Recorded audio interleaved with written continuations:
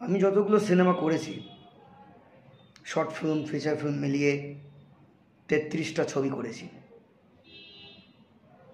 সবগুলোই কোনো না কোনো অ্যাওয়ার্ড পেয়েছে বা কোনো সিনেমা হলে হাউসফুল হয়েছে, কোনো ছবি দারুণ রেসপন্স পেয়েছে।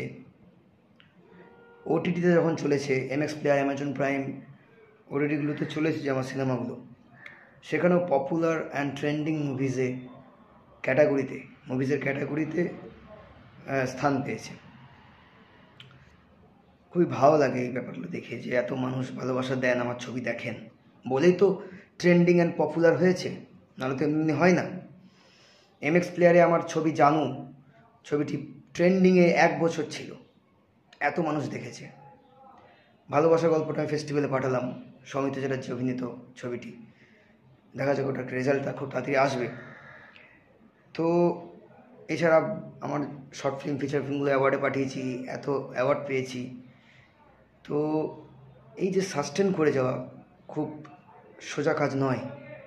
একটা ছবি হিট করলো, 2টো ছবি করলো খুব বেশি হলে, বাট 33টা ছবি হিট করে যাওয়া, 33টা ছবি পপুলার হওয়া বা টাকা কামানো বা হাউসফুল হওয়া বা মানুষের অ্যাপ্রিসিয়েশন পাওয়া, মানুষ পাগলের মতন দেখছে সিনেমাগুলো, এইগুলো ভালো লাগে আমার।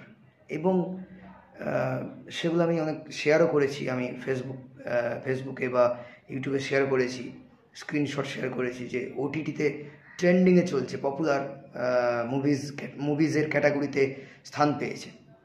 তো এইগুলো তো ভগবানের আশীর্বাদ, এবং আগামী যে কাজগুলো আসছে সেগুলো খুব সাফল্য পাবে এটাই আশা করি। এবং আমি আমার দিক দিয়ে 100% দিই, সবসময় পরিশ্রম করে কাজ করি, মন থেকে করি, যা করি আমি দিলসে করি, মন থেকে করি।